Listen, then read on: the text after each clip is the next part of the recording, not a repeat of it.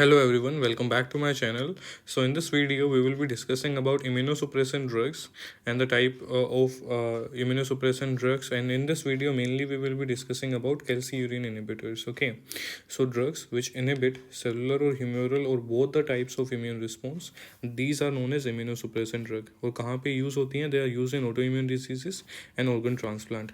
When we are transplanting an organ or a tissue, so there are graft rejection reactions. So in those we need to use immunosuppressant drugs. Okay, so let us see what are the different groups in which these drugs has been divided.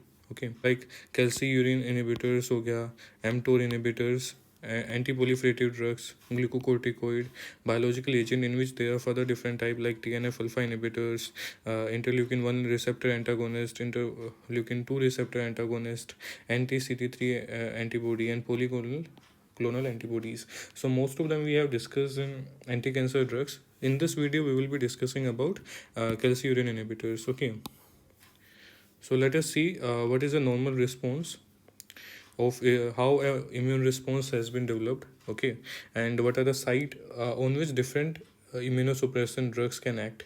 So these you can see here there is antigen presenting cell, or you can also say कि macrophage है. So they are coupled with what major histocompatibility complex, that is class 2. ठीक है, and they are presented to which type of receptor? CD4 receptors of helper T cells, right? So जो interleukin 1 है, so this is interleukin 1. This interleukin 1 is activating these receptor into the activated T cells, helper T cells. Okay, and these they are releasing what cytokines. So these cytokines they are stimulating the proliferation and differentiation of the B cell.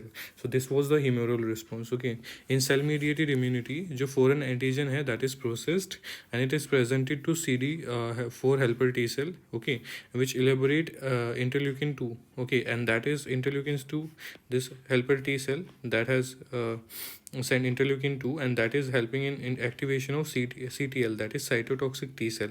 और जो ये cytotoxic C cell है that is coupled with MHC class 1. Okay, so these are activated now. So these are cytotoxic, means they are killer cell. ठीक है, so they are these are mature cytotoxic T cells, and then they are killing the foreign substance. Okay, this was the normal immune response development, and there are different site on which drugs can act. कि या तो उसका antigen present ही नहीं होने देंगी, like जो glucocorticoid होते हैं they are inhibiting this MHC expression interleukin 1 और 2, और उनका जो प्रोडक्शन होता है उसको इन्होंने प्रिवेंट कर दिया. सो जो हेल्पर टी सेल है they can not be activated, these are glucocorticoid. दूसरा क्या है, जो साइटोटॉक्सिक ड्रग्स हैं they are inhibiting the proliferation of these T and B cells. Okay, these T and B cell, this T and B cells. Okay, इनके proliferation को रोक दिया. तीसरा क्या है, जो साइक्लोस्पोरिन इस वीडियो में हम डिस्कस करेंगे, या टेक्रोलिमस है या सिरोलिमस है, they are inhibiting two things. One is the activation of helper T cell, and दूसरा जो एक्टिवेटेड टी सेल्स हैं उनके प्रोलिफरेशन को भी ये रोकते हैं. ठीक है, और एक्सप्रेशन ऑफ इंटरल्यूकिन 2 को भी ये रोकते हैं.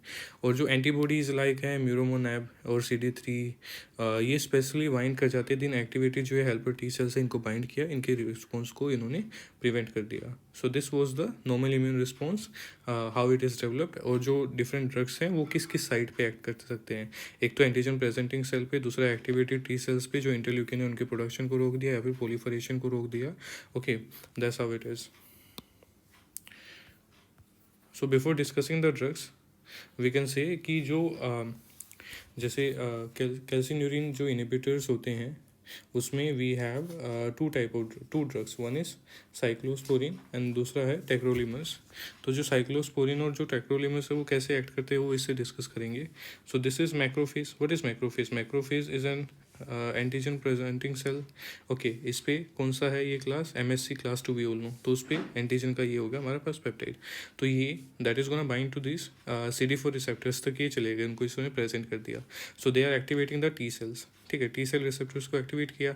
टी सेल ने क्या किया, फोस्फोलाइपेज एक्टिवेट हुआ. जिस ये जो टायरोसिन काइनेज एक्टिवेट हुआ, इसने ब्रेक डाउन कर दिया PIP2 का IP3 में और डैग में. We all know what is this inositol three phosphate और डायस्टाइल ग्लिसरॉल, ठीक है। जो DAG था उसने फर्दर एक्टिवेट कर दिया प्रोटीन काइनेज C को और उसकी फर्दर रिएक्शंस हो गई। और जो IP3 था इसने इंट्रासेलुलर जो कैल्शियम था उसका पंप आउट करवा दिया और दैट इज़ जो इंट्रासेलुलर कैल्शियम है उसको बढ़ा दिया, that is gonna bind to what calmodulin, that is a calcium binding protein. इन्होंने एक कॉम्प्लेक्स बना लिया, जो ये कॉम्प्लेक्स है that is activate that bind to a membrane associated phosphatase. जो ये कैल्सिन्यूरिन है जो ये कैल्सिन्यूरिन है that is a phosphatase by nature, okay, ठीक है। फॉस्फेटेज का मतलब क्या है कि फॉस्फेट ग्रुप रिमूव करना है उसको। तो एक ये जो NAFT होते हैं, these are what nuclear factor of activated T cell, nuclear factor of activated T cell, they are phosphorylated in normal state।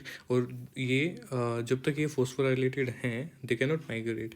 तो जो कैल्सिन्यूरिन है that is dephosphorylating it because it is a phosphatase, मतलब phosphate हटा दिया उसने, so dephosphorylate हुआ, they are translocated, then they can migrate ना, तो they are translocated to nucleus. Nucleus में इन्होंने जो जैसे ये साइटोकाइन इंटरल्यूकिन 2 जीन है उनके ट्रांसक्रिप्शन को इसने शुरू करवा दिया, ठीक है। और because of that there is a production of interleukin 2, ठीक है। जो इंटरल्यूकिन 2 है वो बाहर गया, they are gonna bind, interleukin जो 2 के रिसेप्टर्स हैं वो एक्चुअली CD25 हैं, ठीक है, CD25 है, they are gonna bind to this and they are stimulating the T cell proliferation. तो T सेल प्रोलिफरेशन मतलब सेल्स बनेंगे थ्रू सेल साइकिल।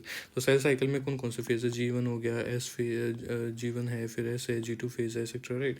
तो जो G1 से और S फेज का जो पाथवे है दैट नीड MTOR, ठीक है, MTOR। And what is this MTOR, these are mammalian target of rapamycin, ठीक है। So we need this MTOR। So अभी अगर बेसिकली हम देखें कि अगर ड्रग्स को इनहिबिट करना है, जैसे हमारे पास साइक्लोस्पोरिन है, these are inhibitor of calcineurin, ठीक है। कैल्सिन्यूरिन का the cyclosporine the inhibitor of calcineurin, how they are inhibiting it, इन्होंने एक कॉम्प्लेक्स बना लिया विद साइक्लोफिलिन, ठीक है, उसने इनहिबिट किया कैल्सिन्यूरिन को। दूसरी ऐसे ही कैल्सिन्यूरिन इनहिबिटर्स में we have another drug that is टेक्रोलिमस।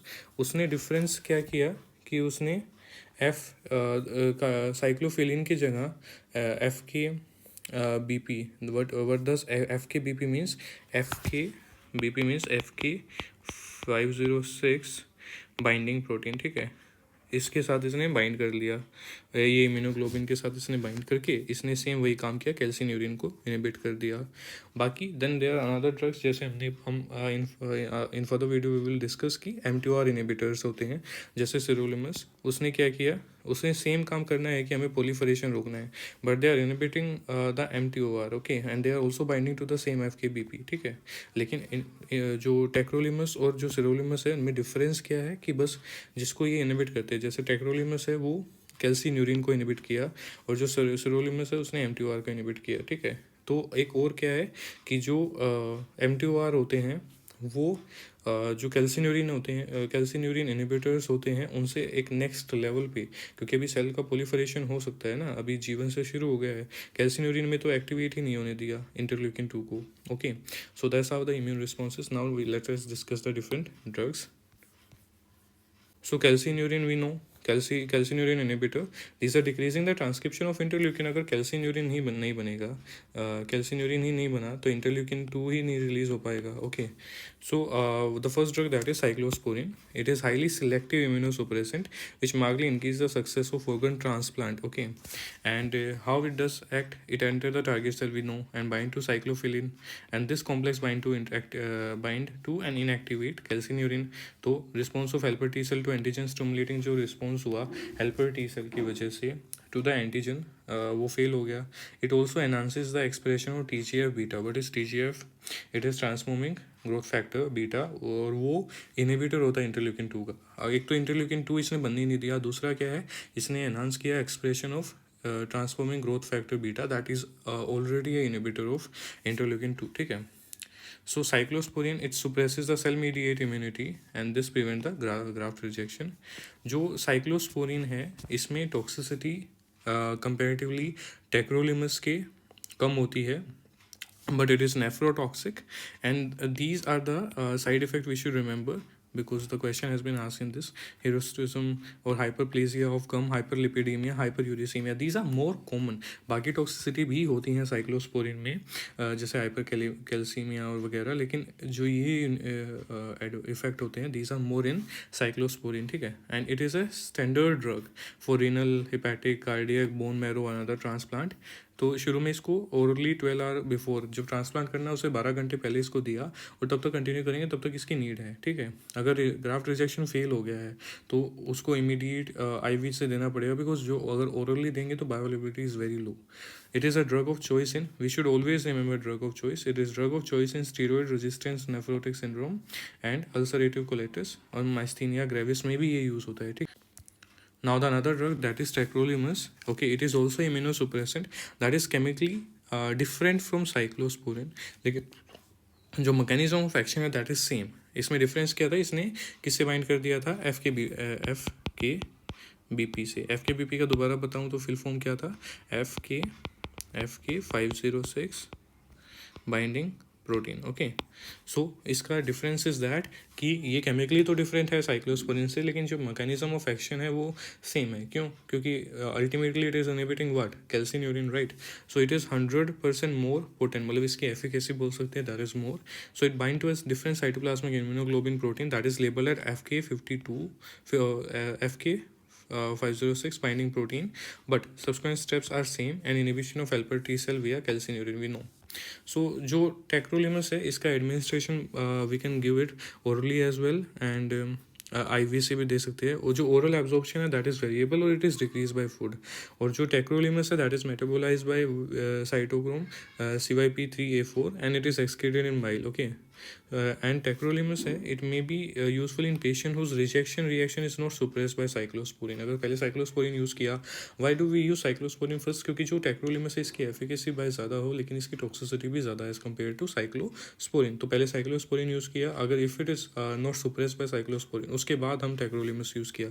particularly valuable in liver transplant, ठीक है, क्योंकि इसकी जो absorption है that is not dependent on liver, okay. topically used in atopic dermatitis, skin disorders में ये भी यूज़ होता है, साइक्लोस्पोरिन भी यूज़ होता है, ठीक है. So hypertension, hirsutism and gum hypoplasia, hyperuricaemia हमने पढ़ा था किसमें, साइक्लोस्पोरिन का होता है, लेकिन these are less marked in टेक्रोलिमस.